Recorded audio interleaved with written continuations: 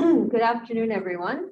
Welcome to our information session on our recently released request for proposals on community-driven responses to opioid use disorder and overdose mortality. I'm Dr. Karen Scott, President of the Foundation for Opioid Response Efforts, and I'll be joined this afternoon by our Senior Program Officer, Brian Bird.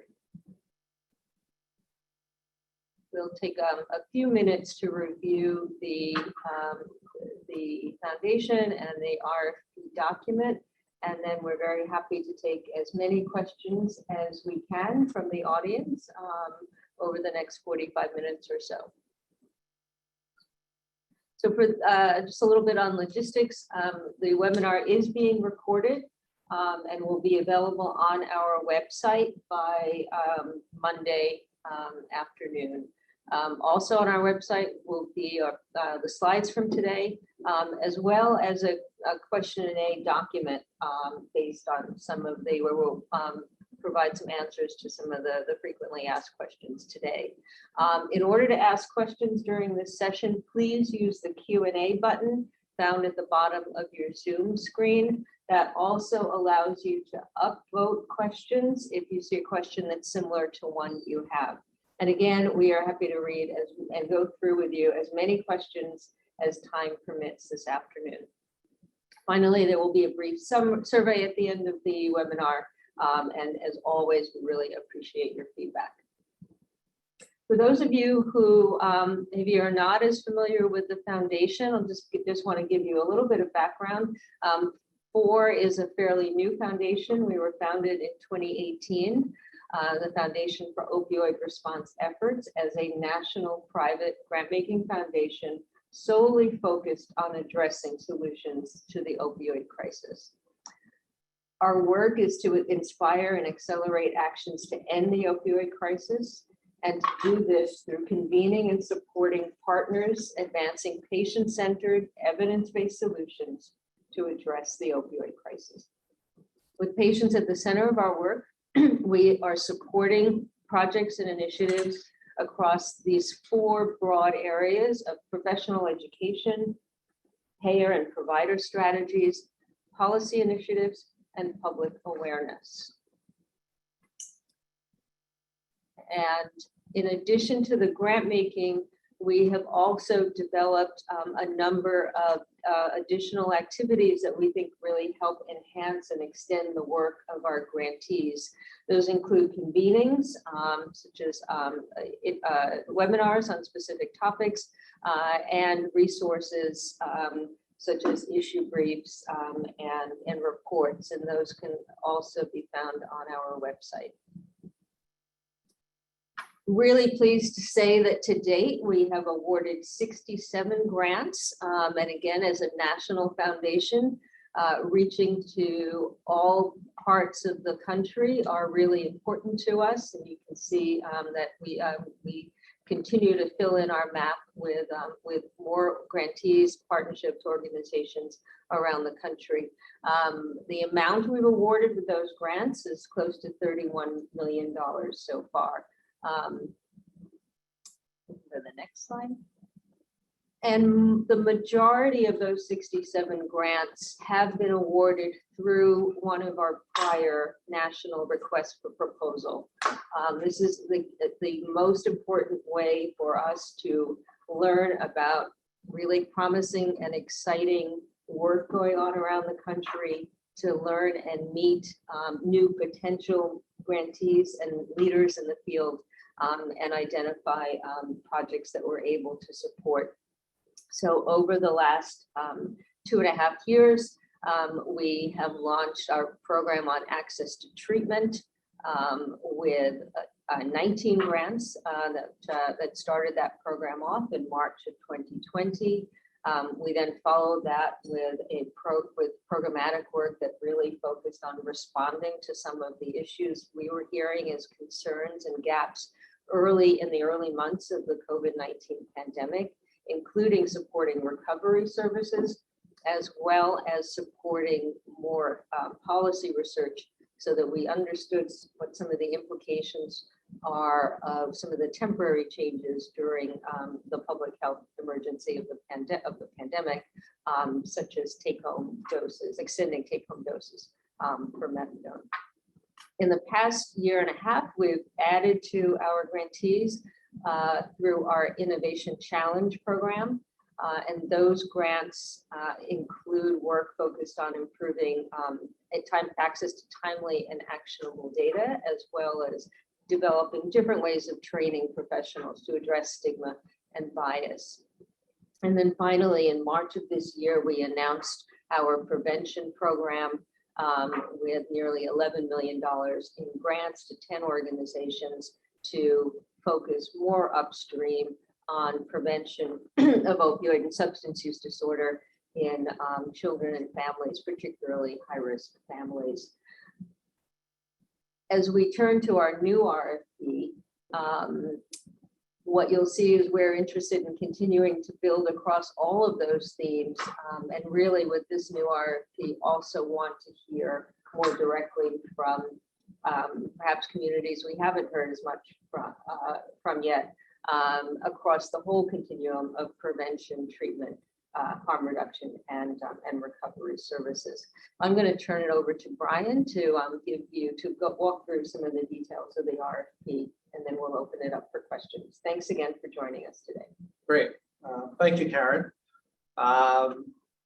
So what I'm going to do is I will just run through these series of slides, next series of slides, and then get to the question and answer session, which I'm sure that folks are really going to be interested in. So just to give you a little bit of background, much of this information I'm sure you already are aware of, but as you know, the CDC found that overall overdose fatalities increased by more than 30% from 2019 to 2020.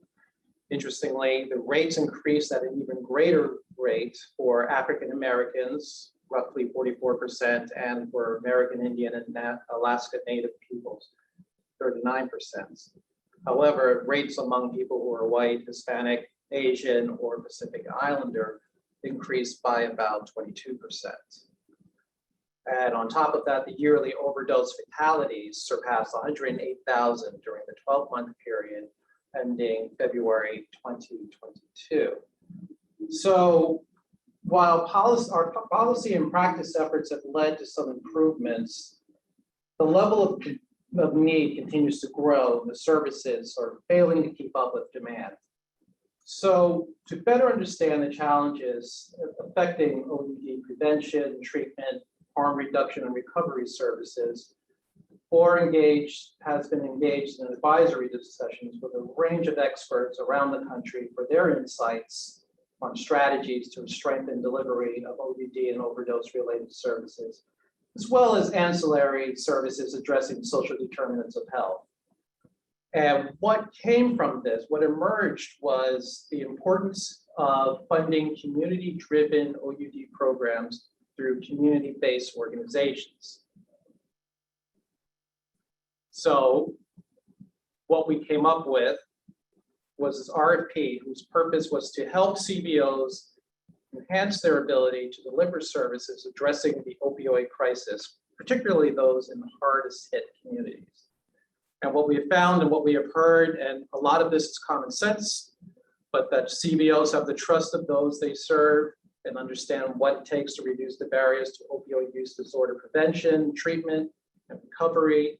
Yet they struggle to find the flexible funding needed to strengthen capacity and build key partnerships. And so we are aiming to support a cohort of CBOs who can use capacity building funds to enhance and expand the services they provide in their community to address OUD and overdoses.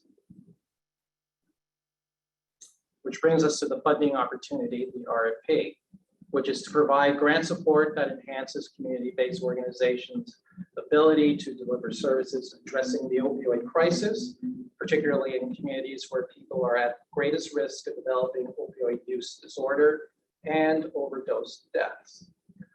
As you can see, the award is up to $75,000 per year for up to 2 years.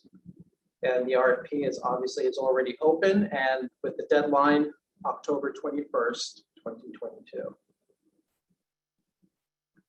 Target projects, it's specific activities for specific activities or projects designed to strengthen the organization's operations, leadership, technology, programmatic and administrative capacity to achieve the sustainable, that's a key word, opioid use disorder mitigation initiatives. Some of these requests and activities could be the following: conduct organizational assessments to identify needs and design a plan, enhance operational effectiveness to improve productivity and organizational functioning, strengthen communication efforts to raise awareness about the organization's mission, expand and stabilize resources to develop financial stability by increasing the CBO's ability to develop necessary resources, strengthen and evaluate programming to enhance access and delivery of services, foster collaborations with a broader range of allies. Collaborations is a very big thing, and it could be with child welfare, women and families, education, law enforcement, all to strengthen community engagement that results in stronger and expanded services. Now, proposals must demonstrate how the requested activities and funds will lead to improved services and outcomes with respect to some aspect of OUD and ODs. Eligibility, this is unlimited. The funding opportunity is limited to community-based organizations, academic institutions, healthcare systems, and national organizations are ineligible. However, they may partner with a CBO, provided the CBO is the lead applicant. Applicant organizations must be a 501c3 organization or a nonprofit with appropriate 501c3 fiscal sponsor. Now you can get the complete information regarding the organization and project eligibility for a grant on our websites under the grant guidelines and eligibility section. Of course, if you do have other additional questions, you can send us an email at info@forefdn.org, as you can see there.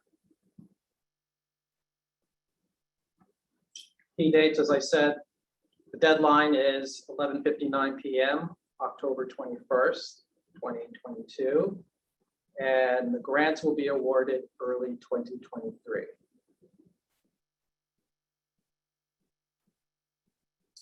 Some key reminders for your submission.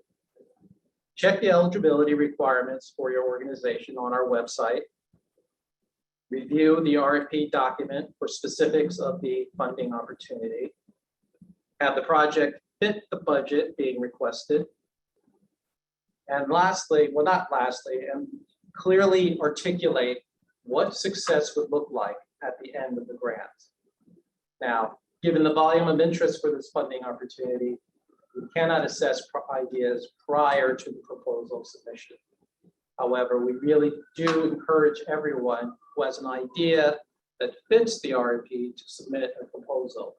And what we have done, which is to make the process, the application, we have streamlined the application itself to make it easier to fill out. So it's not as rigorous as our previous applications. And with that, I think we're going to open it up for Q&As. Great. Thank you, Brian. And thanks to everyone who is entering a question. This is always a fun part of these sessions. I'm happy to start off, and Brian and I will go back and forth. So there are a number of people interested in what the reporting requirements for the grant are. For all of our grants, once approved by our board, we enter into a grant agreement that's based on the milestones that are in the applicant's proposal, and we develop a schedule to tie payments, dividing up payments to to match with key milestones along the way. Typically, we will divide a grant across in 6-month periods. And again, otherwise the requirements are really very much tied to what's proposed, what the proposed deliverables and work are in a specific proposal. Funding restrictions on this grant, I'll just add, take that too. We really want to hear, we are leaving this one more open and more flexible. I think you would hear that in Brian's description of the types of activities that we've heard could be of benefit and interest, but if you have other ideas, we're open to those as well. We are leaving this, so we are viewing this funding as being the ability to be used for capacity building, to be much more flexible. The only limitations we are putting on it at this point are ones that we cannot do as a private foundation. So that includes, and these are outlined on our website as well, but that includes we cannot fund any lobbying, we cannot fund election activity, and we cannot do a grant to an individual. We can do grants to an organization. Again, more details on that are also available on our website. We have a question with regards to the applicant identified their annual operating budget range. I'll just read this because it's easier. The highest such category is greater than $5 million for this CBO-oriented opportunity. To what extent will FORE consider making grants to behavioral health CBOs with an array of funded services programs in a very high cost of living areas of the US, in which the CBO's annual budget is substantially greater, for example, between 30 million and 40 million. The application is to fund infrastructure / capacity building that is not funded by any other source. Will such a large CBO be considered equally alongside smaller CBOs, or will most of the funds go substantially smaller CBOs? It's a very good question. It's really, what we're really are looking for is not so much the budget, but the project itself. So I would recommend that focus more on the budget, less on the budget of the organization, but more on the project that you're proposing. And that's what we really are interested in. We really are focusing our attention on the project itself. Right. And the potential impact. We're trying to get some idea, and in fact didn't want to write it in a way that would eliminate or leave out smaller CBOs, but this is open to all community-based organizations. Right. Another question: have we selected high-risk populations that will be considered for this grant? No, we have not. I would just say though, I mean, we are not limiting it to any particular high-risk populations, but we do focus all the foundation's work around all the populations that are at particularly high risk for overdose mortality and OUD. So certainly from the data that Brian started with, that includes communities of color, people coming out of correctional facilities, people in rural areas. So again, you can see from our website that we really have tried with our prior grants to have work that's working with all those, with that whole range of populations. And we continue to focus on, again, the whole range of high-risk, vulnerable populations. Will there be age restriction for patients? No, there would not be. There's no age restriction for patients. Let's see. How many applicants have you had in past cycles? How many awards? Well, what I can say is that we have, our RFPs have been highly competitive. We do not, at the outset, make a firm fixed number on how many awards we will be able to provide. But we really encourage everyone who feels like their work aligns with the goals of this RFP to submit a proposal. As Brian said, we tried to streamline and make the application itself not very burdensome. And we are looking for the best ideas and the exciting organizations and ways of moving the work forward. Ultimately, how much we do will in part be driven by how great the applications are. In terms of size of organization that we typically fund, again, you can get a sense of that from looking at our website, but it is quite a broad range from smaller community organizations to large health systems and universities. So we are looking to continue to build that very diverse network of grantees. All right. Here's a question. Is it $75,000 per year up to 2 years, or a total of $75,000 over a 2-year period? It's $75,000 per year up to 2 years. So it'd be a total of $150,000 by the end at the end of the 2-year period, if you decide to request that amount. Then we have another question, which is, let's see. There's a question about policy on funding faith-based nonprofits. Again, we will look at applications from any nonprofit in this RFP that meets meets our description of a community-based organization that is a 501c3 or has a 501c3 sponsor. And this one is a definition of a CBO. It states that I feel that many organizations have different definitions, so clarification would be very helpful. And I think that's pretty much, we kind of touched upon it. It has to be a 501c3, working with the communities,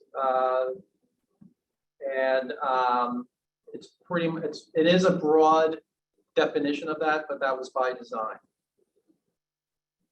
Right, I'd say we want, right, and we describe it, we define it in the RFP document itself as we're looking at, we are thinking about organizations that provide a diversity of services, of social services, connections to health services, perhaps connections to health services. A recovery community organization is also eligible for this RFP.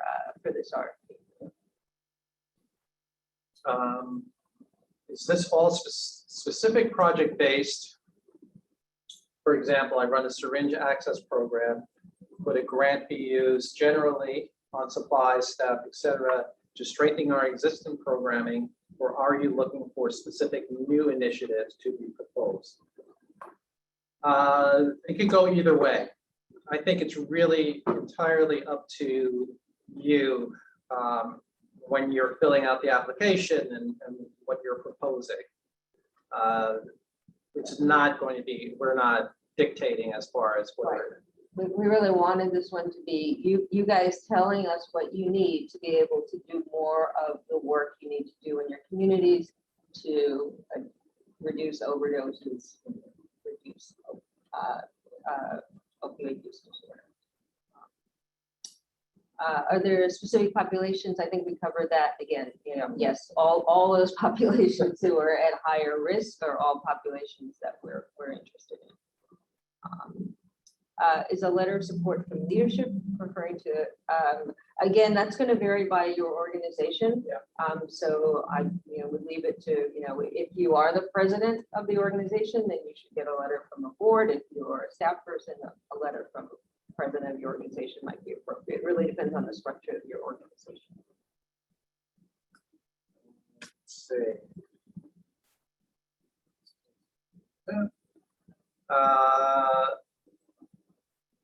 Can direct services, navigation, care coordination, outreach be included as a fundable activity? That's yes, that would be it certainly could be considered. Can you tell us more about the Expanding and Stabilizing Resources project? What activities would you expect there? I really think it's more up to you to tell us, what that is. It'd be very difficult for us to be able to dictate that, because not being part of the organization or your community, it'd be very difficult for us to be able to dictate what we mean by that. What we want to be open, we want to indicate there is that we're open to if the capacity building, if the work that you need, kind of falls in line with work that's needed to be able to further stabilize the organization, which might be, might be needing a consultant to help you with how to secure longer term funding, or how to secure a federal grant. We're open to those, so using the money in those sorts of ways. Let's see. How many grants will we plan to give out at this time? We don't know. It's really, we're going to be looking at all of the submissions, and it's going to be based on the ones that we feel are the most competitive and have the highest likelihood of having the greatest impact. And let's see. What's the next one? Is there a restriction on how much of the funds can be used for salary and wages? We did not put a restriction on that. Can we use funds from marketing dollars? Yes, we're leaving that. That certainly would be within bounds of what we would consider. Yep. Is there a match requirement? Also, do you cover indirect cost? There isn't a match requirement, and indirect costs, yeah, it's 10%. Again, not a match requirement, but if you know that you can get matching funds, that's always the better for everyone. So we covered the 75 up to 75,000 a year for 2 years. Yeah, this is, we are actually here looking for community organizations that are outside of the healthcare delivery system. This one, we're not directly targeting healthcare providers, including and that would include FQHCs. Having said that, if you're in a position to partner with another community service organization in your locality, that sort of partnership is something that we could consider with the CBO as the lead.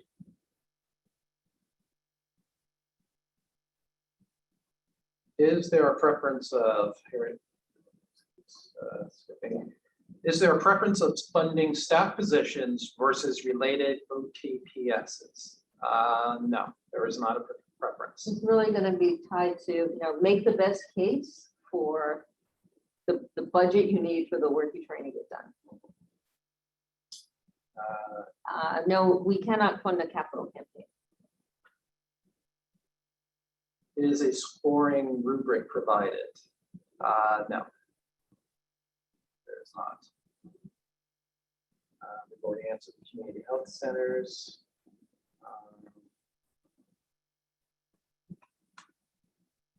So the funding is really about assessing or building our infrastructure, not providing services. Again, we are open in this round of funding to either of those routes, but we're particularly we're looking for the feedback to be what community organizations need to be able to further their capacity and provide more services. So some of that may be increasing your ability to directly provide services, but we're also very interested in, are there particularly activities or items that might be harder for you to fund through other sources such as federal and state grants, because those funds tend to be more focused on the service provision and less flexible for some of the other types of items that have been mentioned in previous questions. We're interested in willing to look at some of that, provide that more flexible funding. Let's see. Our broad, I take our broad recovery programs, including opioids, but not specific to, yes. Yes, we do have a focus as a foundation's mission on addressing opioids and the overdose, but we do at the same time recognize how rapidly changing the environment is around drivers of overdose and polysubstance issues, and so that's acceptable. Let's see, to clarify, I believe this is a reimbursable grant versus full award at one time. I believe that means it's not that what the question is this a grant that we receive as a lump sum all at once, or is it paid off depending on whether in phases? And it's installments. And this is a grant that would be paid off in installments. It is not a lump sum. So in other words, if you were to receive $75,000, you wouldn't get the whole $75,000 in one. Like again, as yeah, you said earlier, we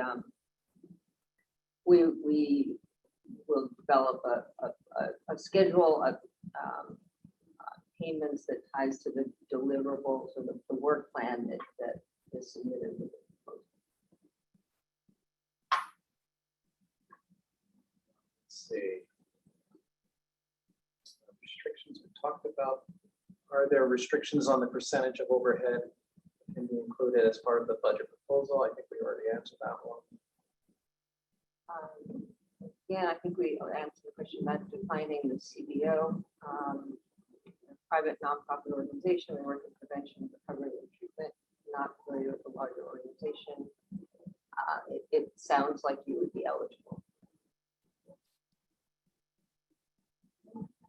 What type of equipment would be considered? Any restrictions on equipment?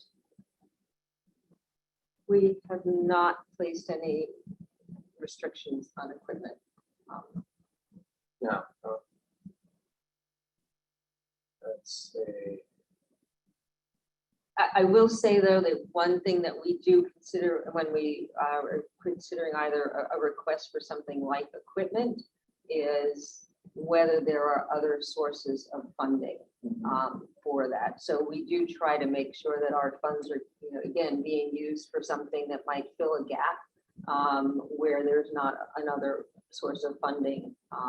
For example, if we very rarely would pay for the cost of purchasing medications if those medications can be covered by Medicaid or another source. Let's see. In the application, there's a question about the organization's finances that reads, does your CBO have recent years of audited and or internally prepared financial statements? My understanding is that externally audited and internally prepared financial statements are two very different things. Are you looking for one or the other or both? Can you please clarify? So our preference is for externally audited financial statements. However, we know that particularly smaller organizations or newer organizations are not always in the position to have audited financials or otherwise need audited financials. So if those are not available, we are willing to review and use your financial statements. So again, sure, preferable is to have externally audited, but acceptable are your internal financial statements.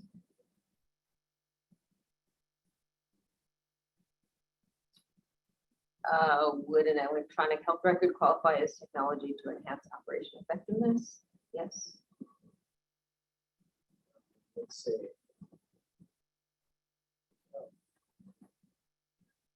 Have you identified prior geographical areas to include states/communities not yet funded? More specific, if you have funded in our state already, will we still be competitive? Yes, you would still be competitive. We have not identified specific states or regions that we're interested in. And there's no place that we are pro forma saying we would not consider a proposal.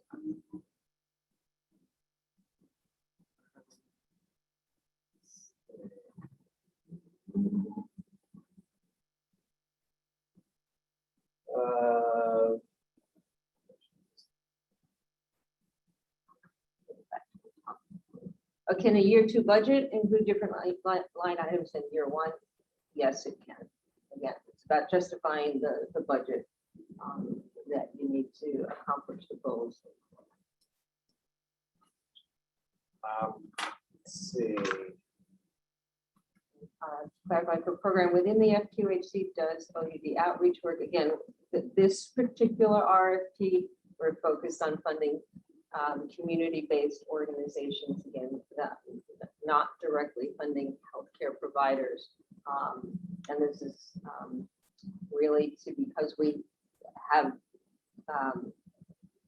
a large share of our current grantees that are in the healthcare provider side. But again, I think we have the opportunity to partner with a CBO that could make you eligible. Okay, so we'll move on. What steps are you all making to ensure peer support lived experience of based organizations gain first access to these funds? We're not making we're not doing anything like that. What we're really looking for is the project itself, the competitiveness of the project.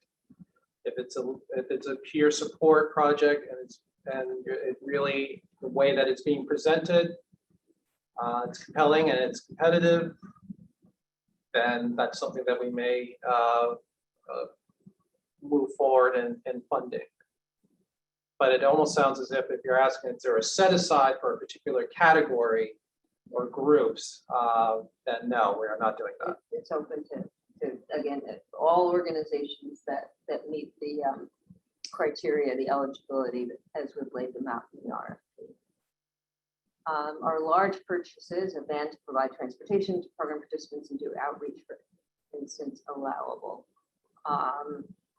That would be in the bounds of what we would consider.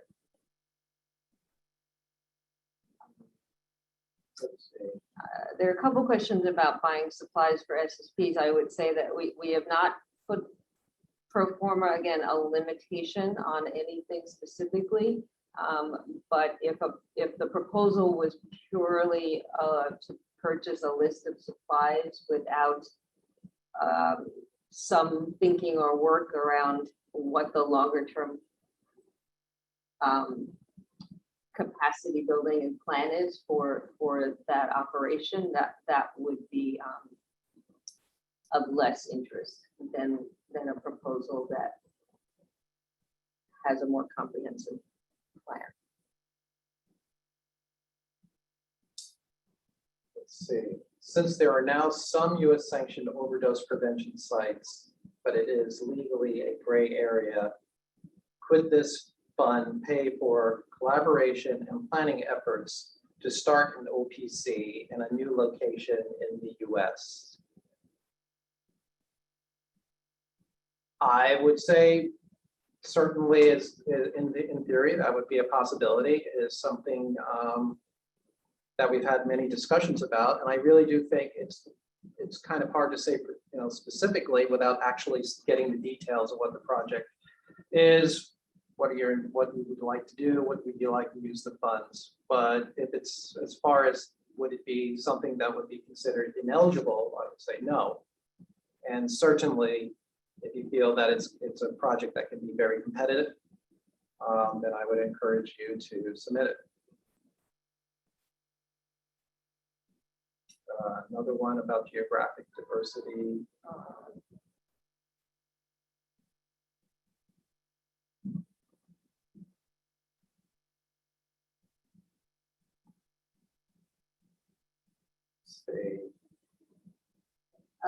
What's the turnaround time for receiving milestone reimbursement requests? We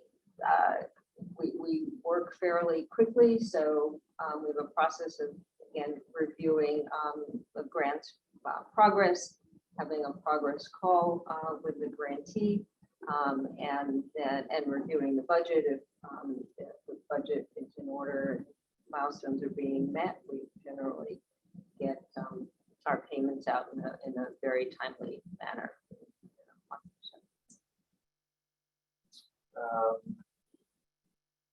Will funding be available to support an existing CBO SUD program, or does it need to be a new program?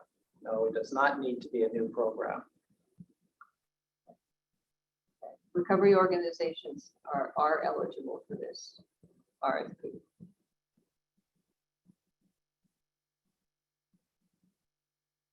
Let's see. Is there a PDF of the application available before registering on the grant portal? No, you would need to register on the grant portal to have that. The description of the RFP and the announcement is available without registration, but the actual application, you would need to register for that.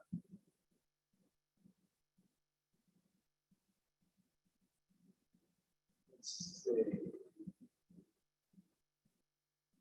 Where are we? That's that one. That one's very similar. I mean, sorry, yeah.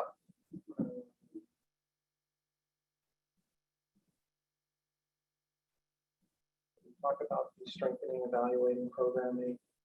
Could proposals focusing on strengthen and evaluate programming include covering costs for trauma-informed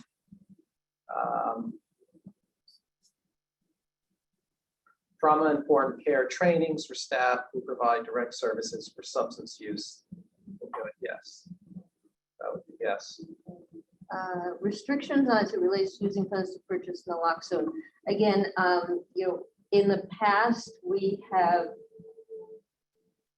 shied away from supporting purchasing naloxone because there was other funding available for that, and we really try to identify where there are gaps that our funding can fill that others cannot.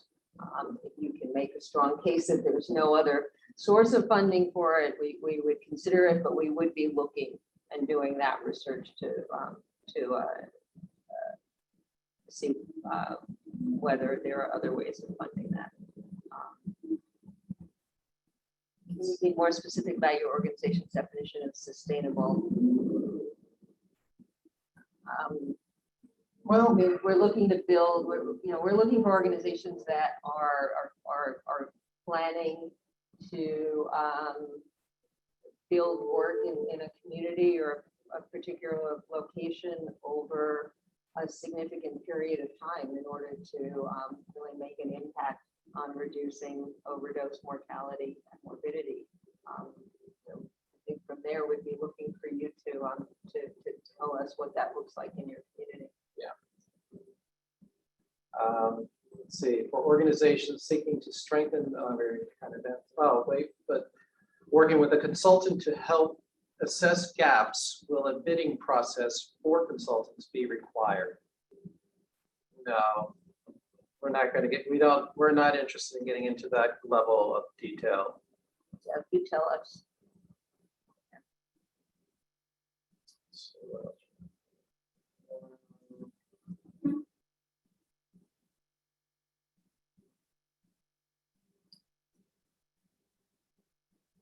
We are a drop-in center for homeless young people. We frequently deal with youth who suffer from opioid use. we would like to propose the addition of a trained staff member, LDAC, or certified recovery coach or coach. Would it be possible for this grant to fund the addition of such personnel? Yes, it's hard to say whether or not, beyond that, simply, based on the, we don't have all the information, but in theory, yes.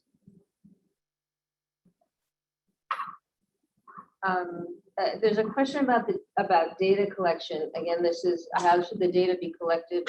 How should it be reported? We do not have a one standardized way of doing that. It obviously varies by the project and the milestones that are proposed. So we would, our starting point would be what's in the proposal, what type of data is the applicant is planning to collect, and how, and we will evaluate it from there.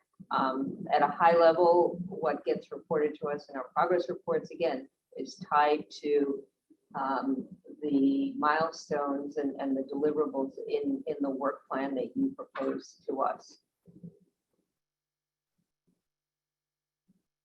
Let's see.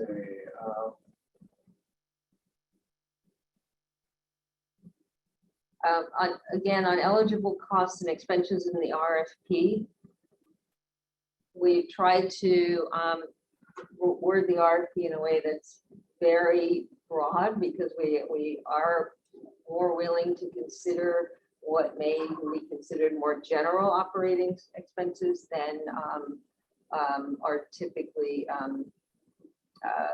available through foundation funding. The only things that are absolutely not eligible, you can find on our website, and they include: we cannot fund lobbying, we cannot fund election activities, we cannot have a grant go to an individual rather than to an organization.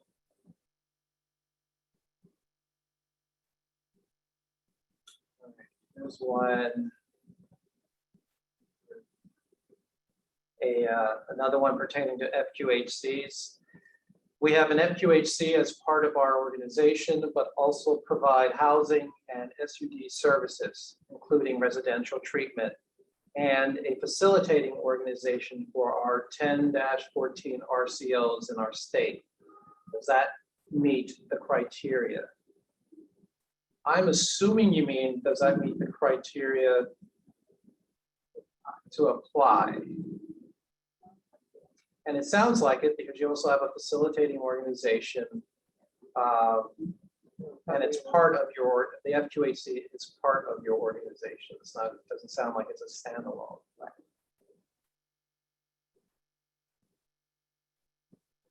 Similarly, there's a question, can an individual hospital apply if they are partnering? Again, we are looking for the lead applicants in this particular RFP to be the community-based organization.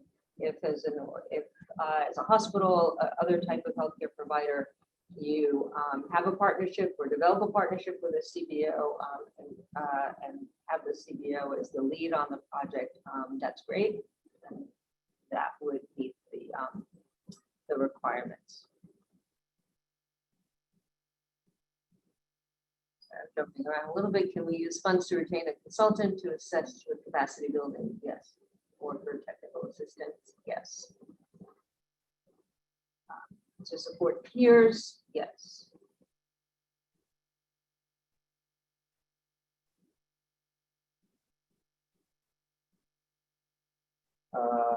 Let's see.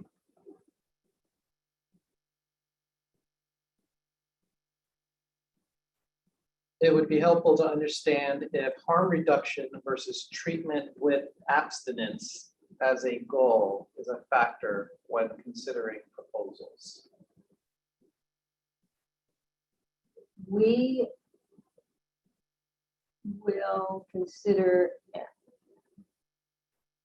anything across the continuum of prevention, harm reduction, treatment, recovery services,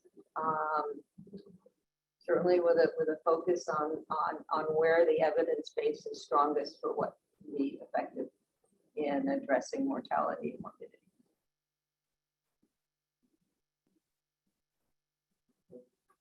Let's see.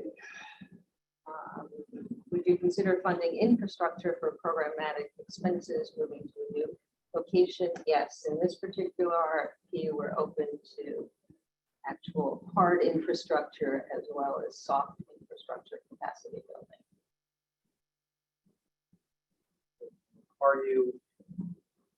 Are you open to regional collaboration as opposed to organizations that are in the same state? And that would be yes. Yeah, that'd be great.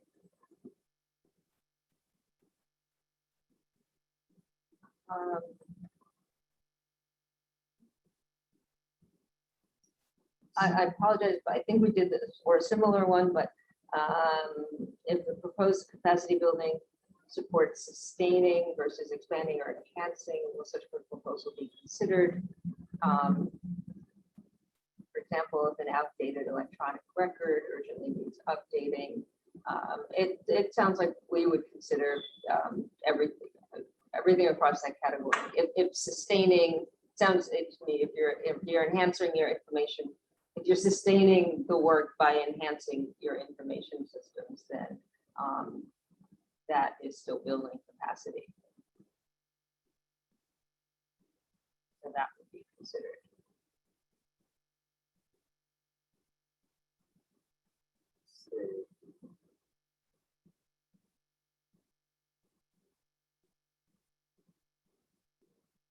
We are a center that primarily serves women who use drugs, but we are housed within a large academic institution for tax and administrative purposes.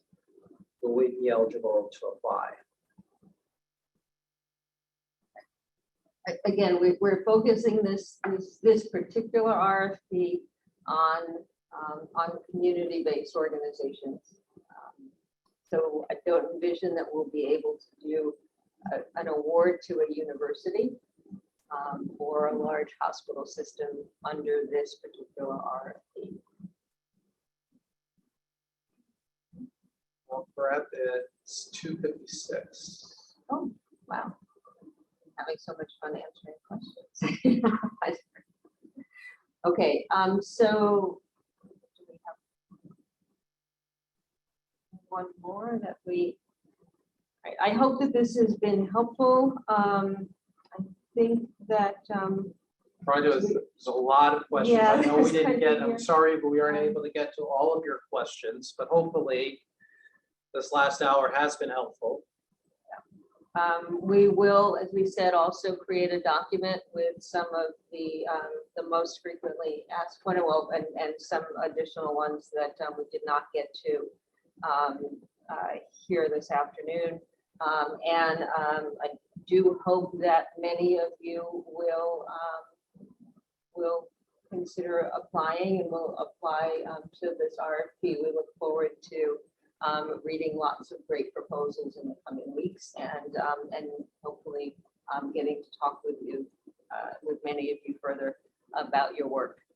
Thank you again for joining us this afternoon. And again, the recording of the session will be available by Monday afternoon. Have a good weekend. Thank you, everyone. Thank you for joining us.